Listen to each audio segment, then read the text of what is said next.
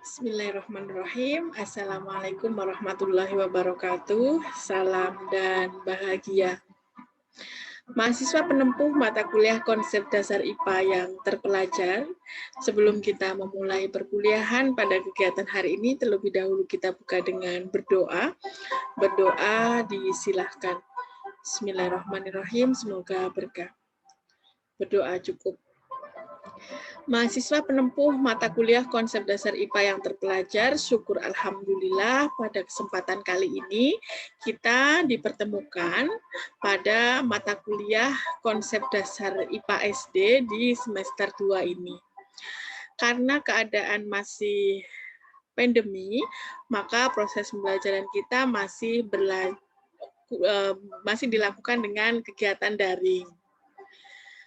Sebelum kita memulai membahas tentang konsep dasar IPA, kami terlebih dahulu mengucapkan selamat ya, karena teman-teman semua sudah masuk ke semester 2. Itu artinya teman-teman sudah sukses menjadi mahasiswa ya selama di semester 1. Harapannya apa yang diperoleh di semester 1 menjadi pembelajaran agar lebih sukses lagi di semester 2 ini, khususnya dalam proses pembelajaran. Amin. Baik, setelah dilihat dari presensi, sepertinya kita pertama kali bertemu pada kegiatan perkuliahan ini. Sehingga kita perlu melakukan perkenalan terlebih dahulu, karena tak kenal maka tak sayang ya. Baik, selanjutnya saya akan memperkenalkan diri dulu. Nama saya Ana Fitrotunisa, biasa dipanggil Bu Ana. Saya aslinya bangsa Ngapak ya, dari Cilacap, namun sekarang sudah di Yogyakarta. Berikut adalah nomor HP saya yang bisa dihubungi jika memang ada hal-hal yang perlu disampaikan khususnya terkait dengan proses perkuliahan, yaitu 081 391 41 5659. Kemudian berikut adalah alamat email yang bisa teman-teman gunakan jika ada soal atau materi-materi atau tugas-tugas yang mau disampaikan, bisa dikirimkan melalui email ananisa@gmail.com. Y ya, bukan G. Biasanya banyakkan salah mengumpulkan di Gmail, tapi ini Gmail. Kemudian berikut adalah alamat blog saya yang biasa digunakan untuk berbagi materi atau sharing hal-hal terkait dengan bahan-bahan perkuliahan dengan alamat anafitrotunisa.wordpress.com. Kemudian berikut adalah riwayat pendidikan saya. Dulu saya sama ya seperti teman-teman mengambil PGSD, namun karena di UIN maka namanya PGMI, Pendidikan Guru Madrasah Ibtidaiyah atau sekolah dasar yang berbasis keislaman. Kemudian selesai menempuh S1, kami melanjutkan ke S2, masih sama dan masih di UIN dengan prodi yang sama dengan konsentrasi PGMI, konsentrasi IPA SD, sehingga itulah yang menjadi dasar kenapa kami lebih fokus bidangnya ke IPA.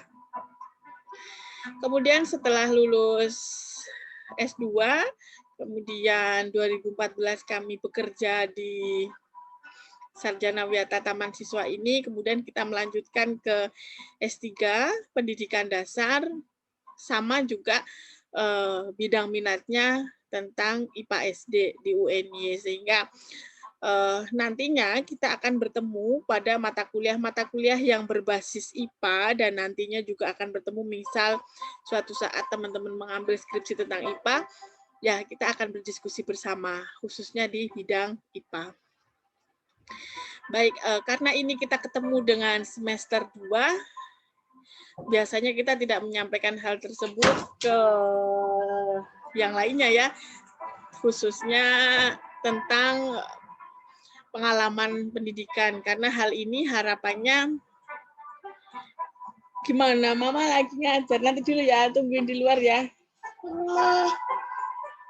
Mau di sini. Mau lihat lagi kerjanya Mama. Nanti kalau udah selesai naik motor beli bubur ya. Tuh ada Mbak Bunga. Main tulis-tulisan sama Mbak Bunga. Ya, ayo, sana yuk. Enggak di sini nggak apa-apa main tulis-tulis tuh sana. Nggak apa-apa. Yuk. Daripada mengganggu berisik. Bentar. Kak, ganti kampus dulu yuk. Udah penuh tuh, nanti bocor. Ini ganti tangga.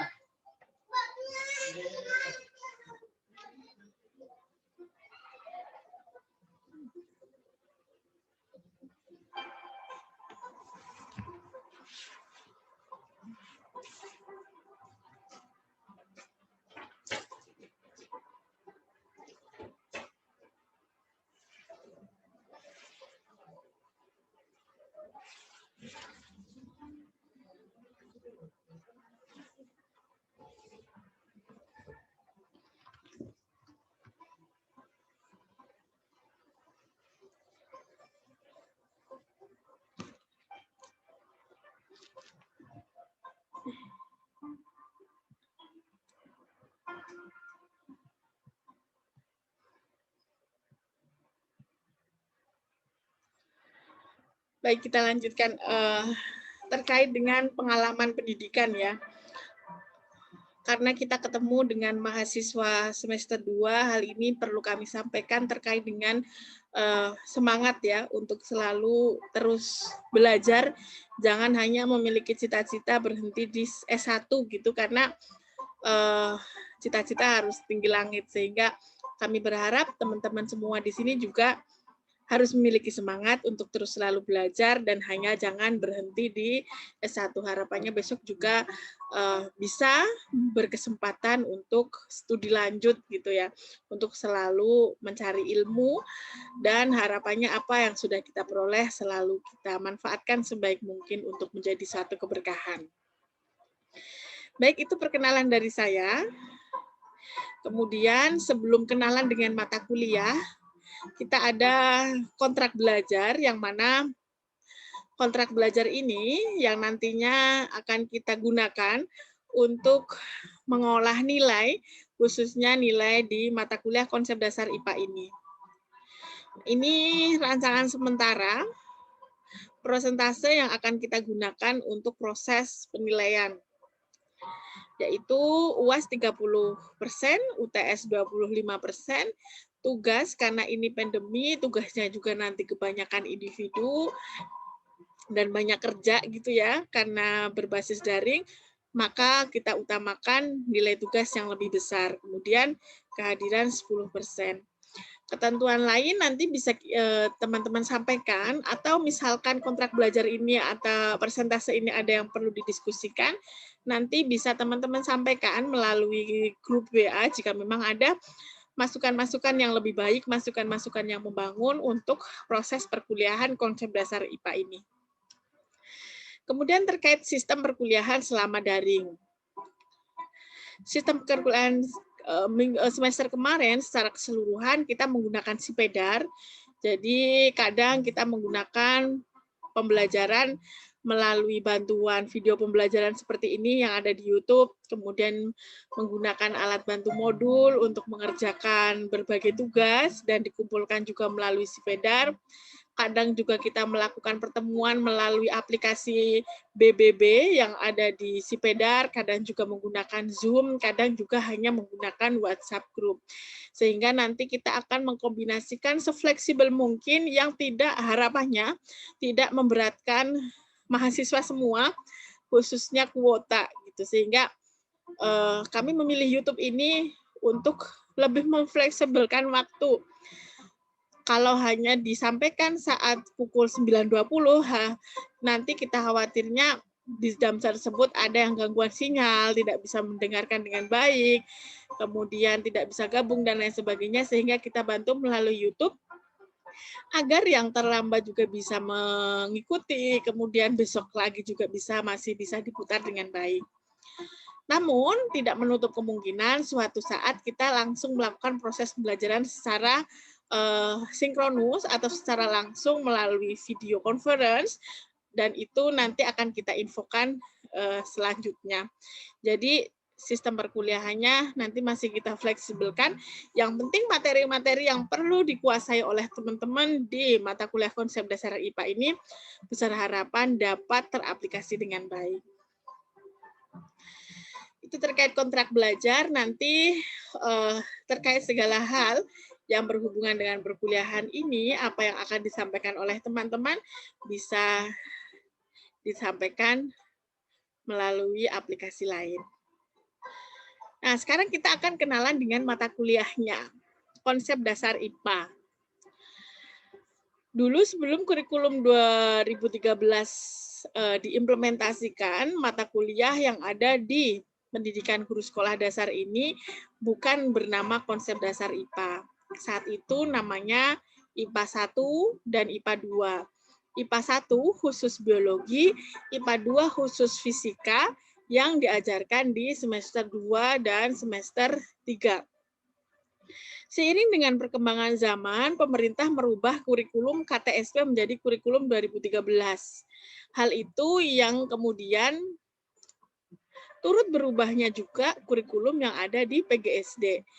Mata kuliah yang tadinya namanya IPA 1 dan IPA 2 kemudian digabung menjadi mata kuliah yang saat ini sedang kita pelajari, yaitu konsep dasar IPA. Kemudian nanti di semester 3 untuk membekali teman-teman semua dalam pembelajaran tematik IPA, nanti ada mata kuliah pendidikan IPA terpadu yang prasyaratnya mata kuliah konsep dasar IPA ini harus lulus terlebih dahulu.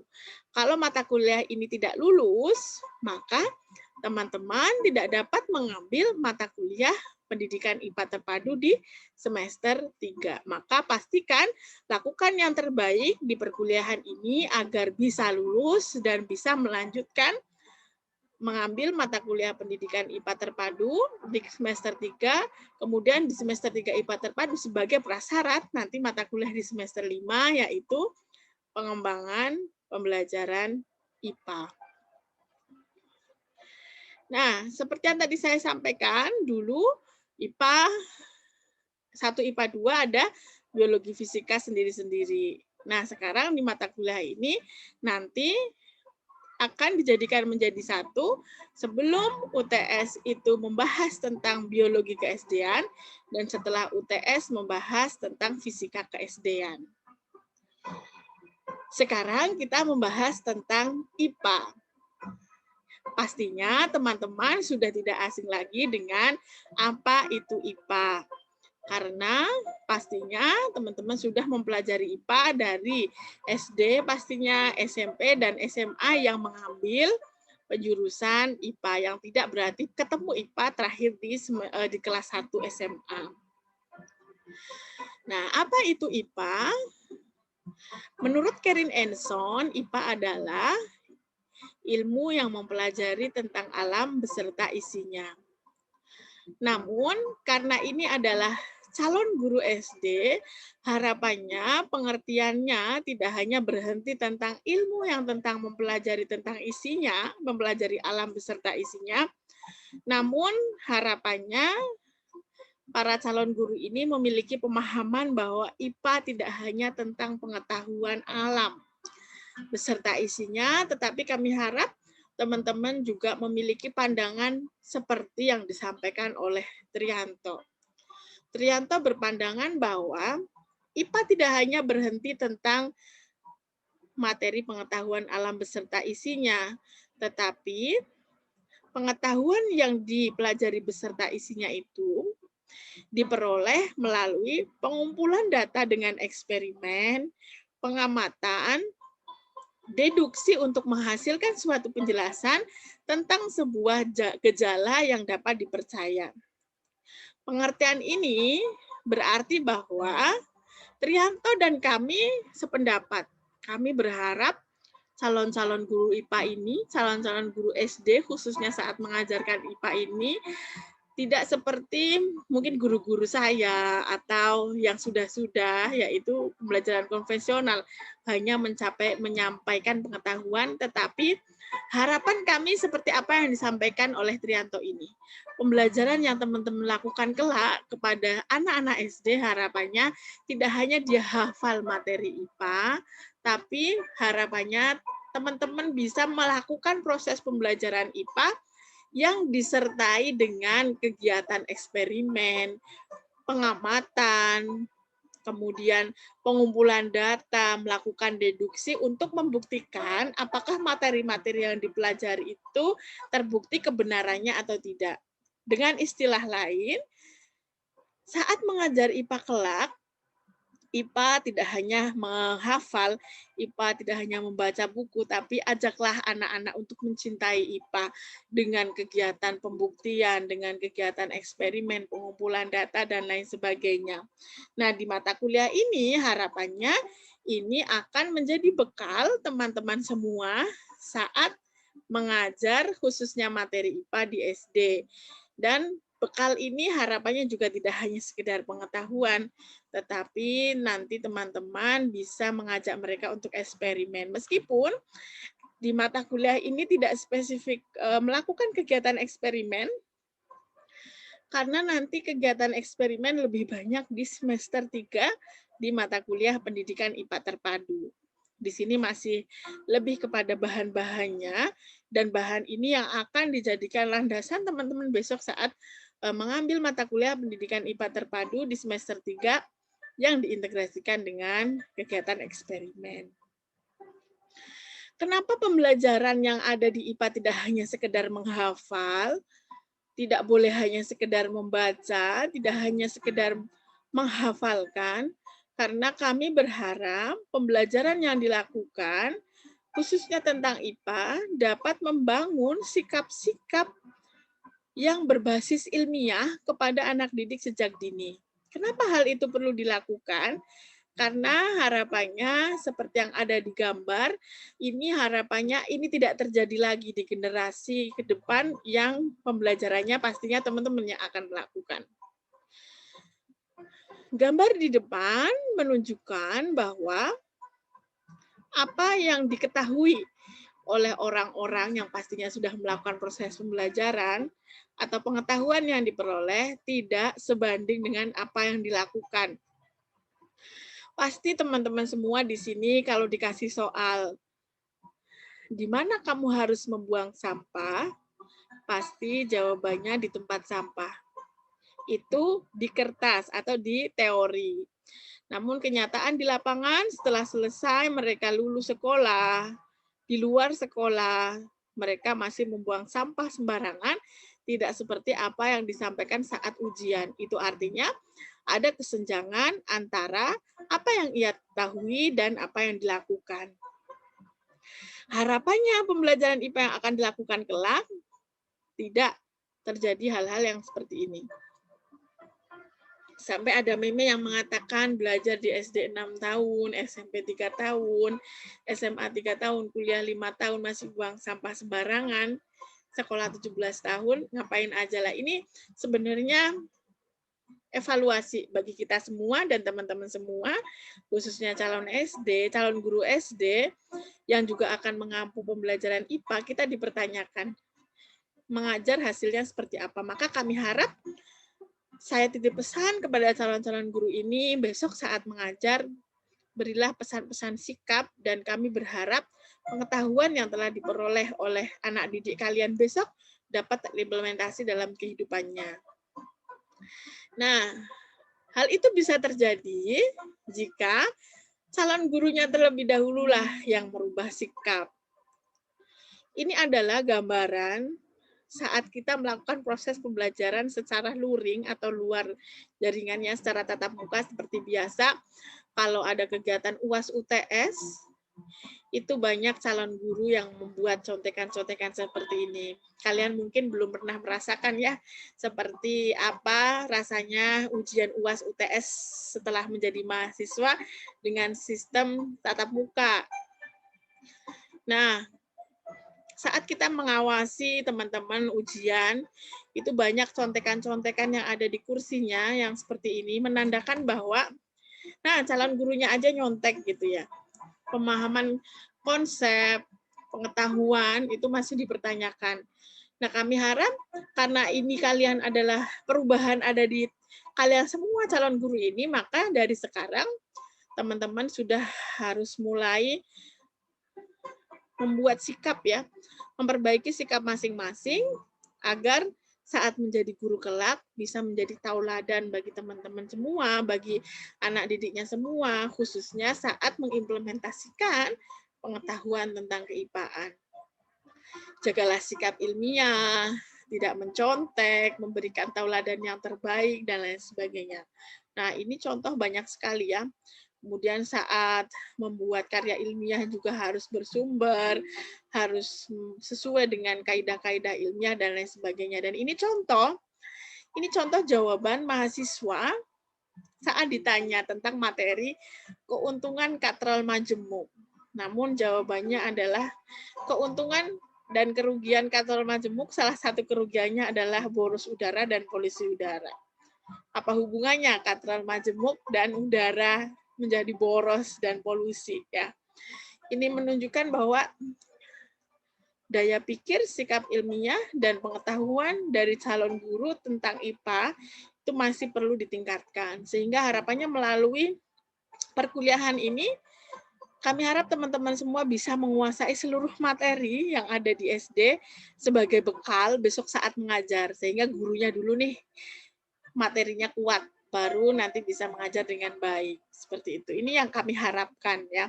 Sehingga saat mengajar besok materi-materi yang disampaikan itu sudah, kalau bahasa Jawanya sudah ngelotok, sudah mahir, sudah pintar ya, sudah menguasai. Meskipun kita nanti melakukan proses pembelajaran daring dan pastinya kan tidak bisa maksimal seperti luring, kami harap teman-teman tetap secara mandiri belajar dengan kesadaran masing-masing. Ini adalah yang akan dijadikan bekal teman-teman besok saat akan mengajar di SD, khususnya di materi IPA. Ini masih berlanjut ya, contoh-contoh tadi, dan ini bukti contekan-contekan dalam fisik lain.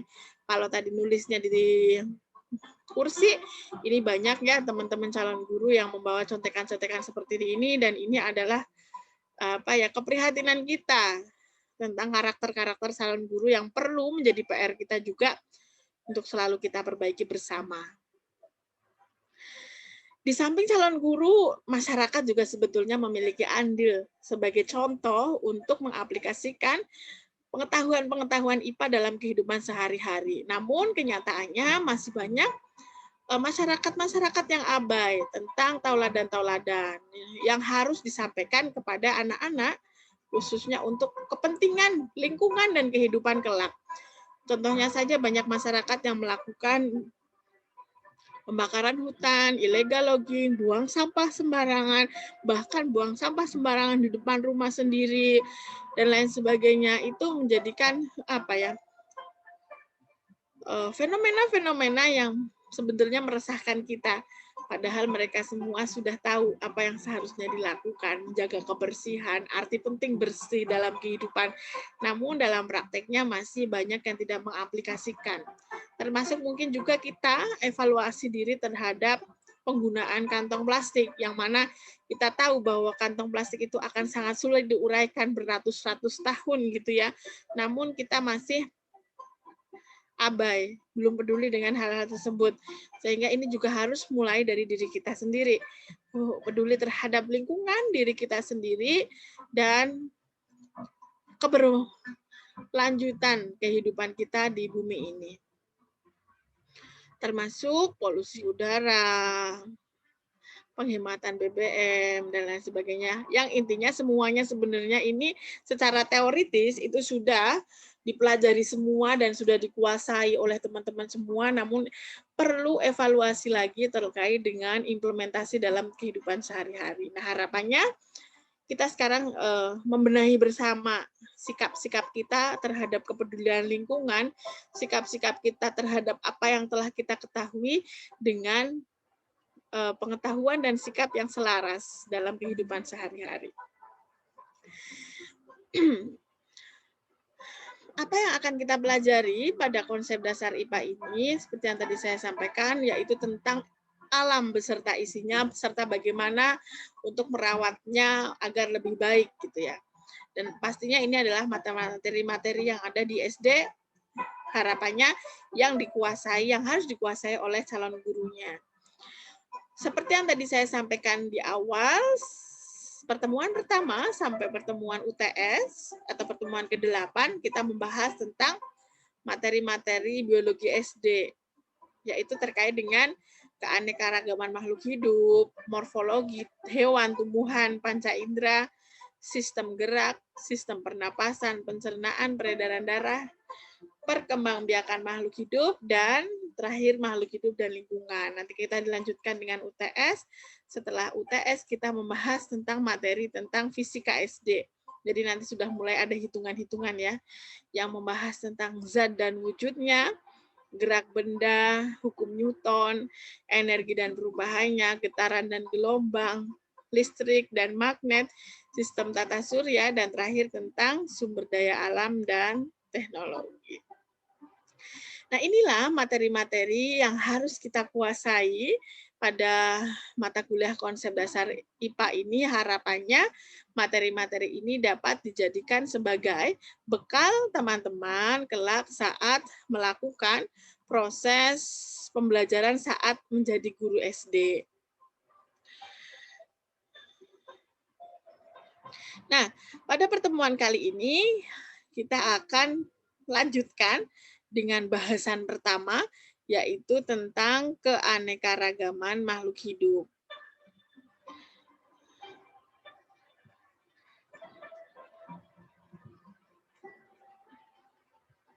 Sekarang kita masuk ke materi pertama, yaitu tentang keanekaragaman makhluk hidup. Di awal kita sudah membahas ya, IPA membahas tentang alam beserta isinya. Di alam ini salah satu yang ada di alam adalah makhluk hidup. Makhluk hidup beraneka ragam. Kalau secara keseluruhan, makhluk hidup yaitu terdiri dari manusia, hewan, dan tumbuhan. Manusia sendiri satu sama lain itu beragam, berbeda-beda. Meskipun dari satu kandungan. Hewan juga berbeda-beda, meskipun dari satu induknya.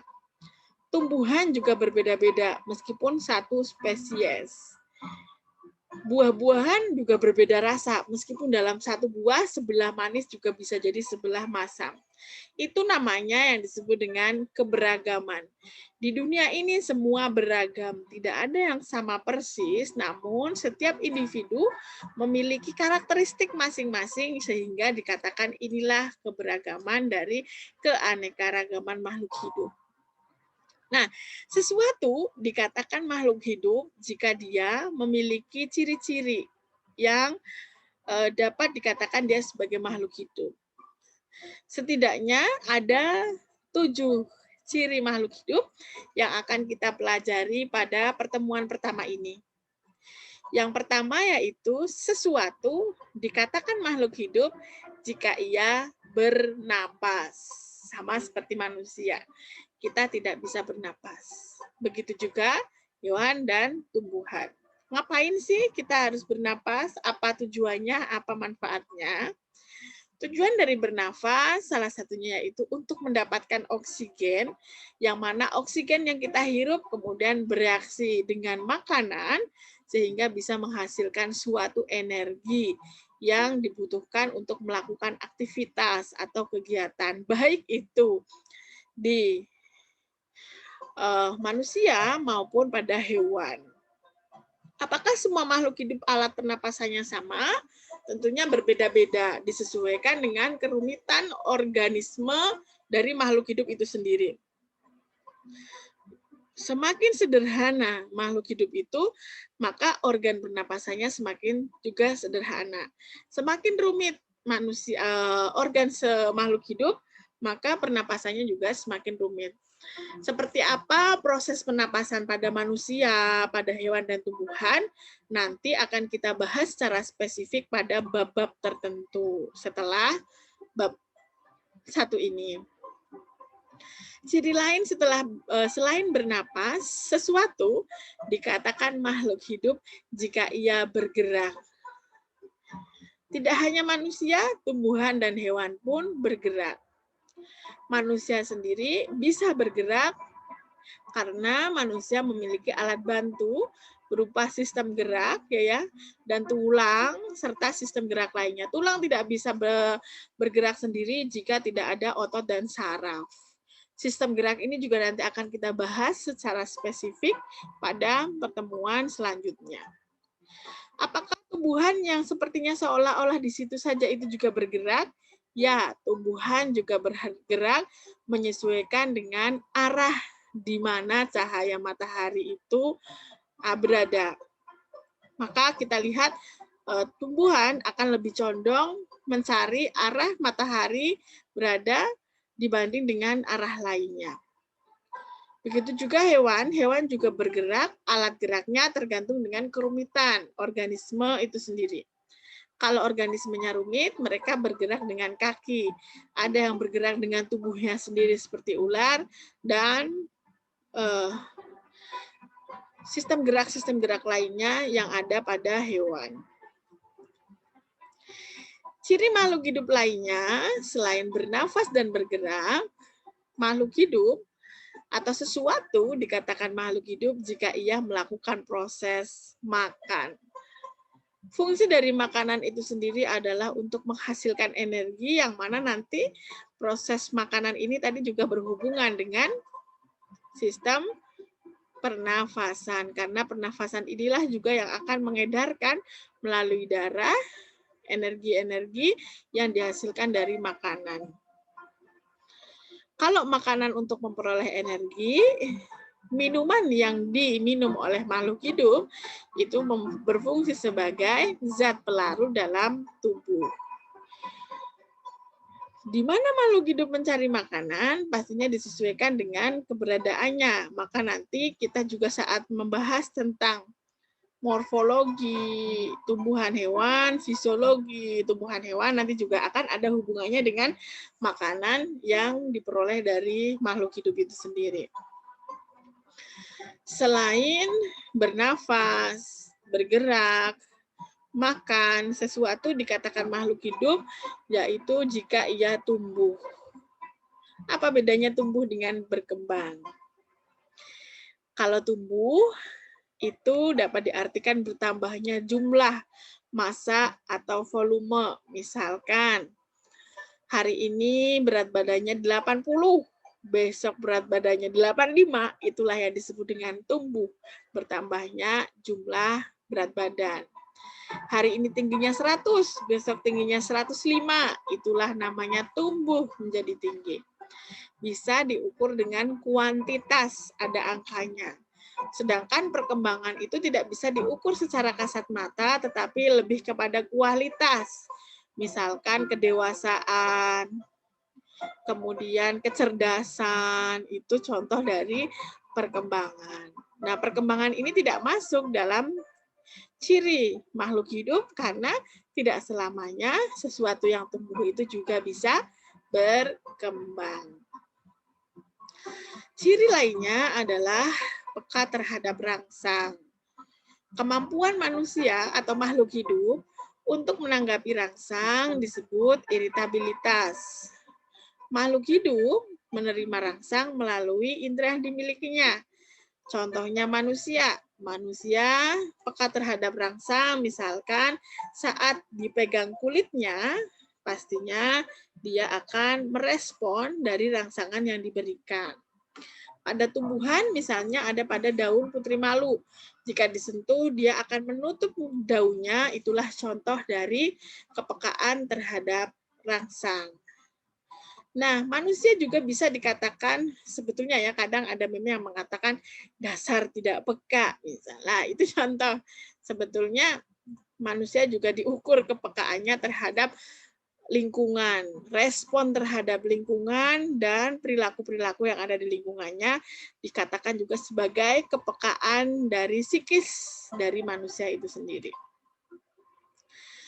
Selanjutnya, makhluk hidup dikatakan sebagai atau sesuatu dikatakan makhluk hidup jika dia melakukan proses perkembangbiakan. Secara garis besar, cara makhluk hidup berkembang biak ada dua, yaitu secara generatif dan vegetatif. Secara generatif yaitu proses kawin, yaitu bertemunya antara sel jantan dan betina. Sedangkan vegetatif adalah perkembangbiakan secara tidak kawin, yaitu tanpa adanya peleburan. Yaitu biasanya ada bantuan makhluk lain, entah bantuan dari manusia atau bantuan hewan maupun alam itu sendiri. Secara spesifik, materi tentang perkembangbiakan nanti akan dibahas di tema tersendiri. Terakhir, ciri dari makhluk hidup itu sendiri adalah mengeluarkan zat sisa.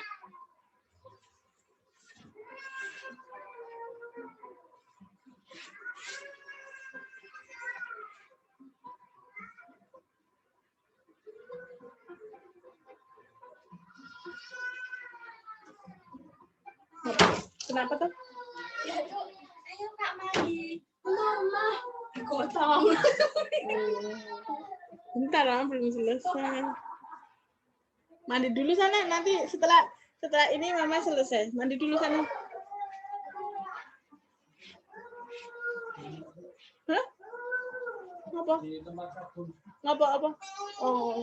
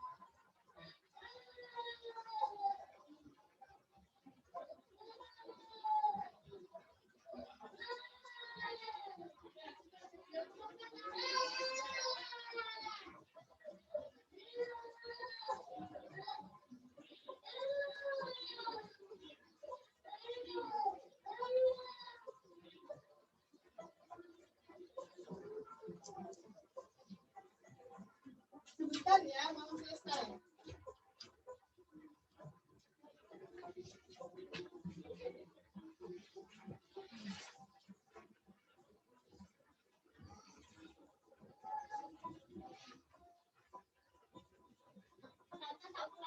Ya, Buat mandi ya. ya.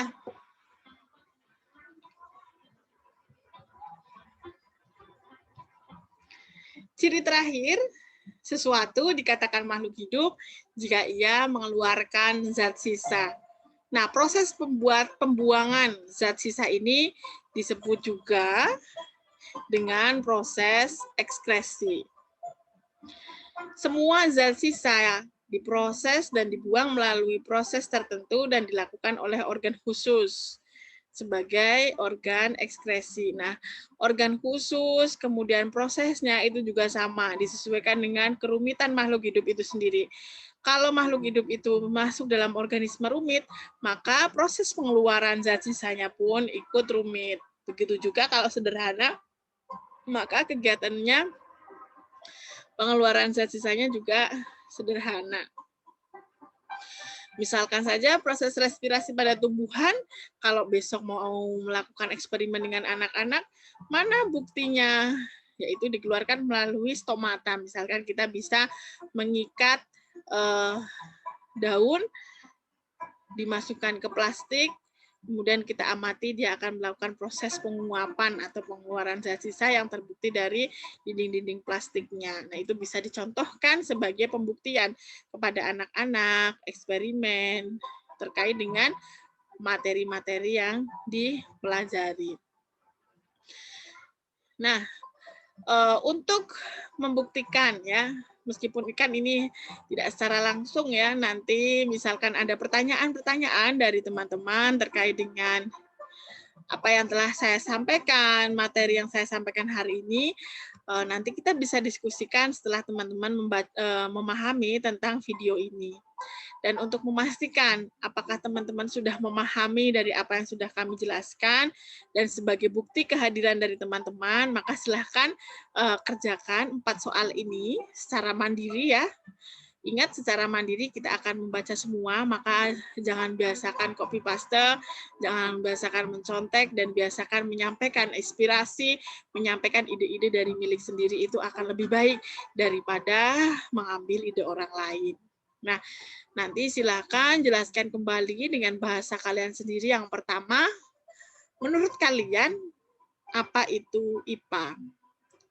Kemudian yang kedua, bagaimana IPA atau pembelajaran IPA yang seharusnya dilakukan khususnya di sekolah dasar.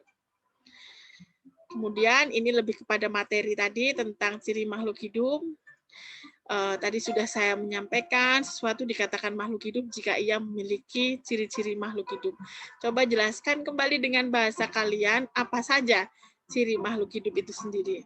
Dan terakhir, jelaskan perbedaan antara pertumbuhan dan perkembangan serta berikan contohnya. Silahkan diketik karena pada pertemuan pertama ini si pedar kita masih belum siap, maka nanti kita akan coba kirim melalui portal. Jika nanti ternyata portalnya masih juga bermasalah, kalian bisa mengirim ke email saya seperti yang tadi saya jelaskan. Sampai ketemu di pertemuan berikutnya. Tetap semangat, sukses untuk kita semua. Terima kasih. Wassalamualaikum warahmatullahi wabarakatuh. Salam.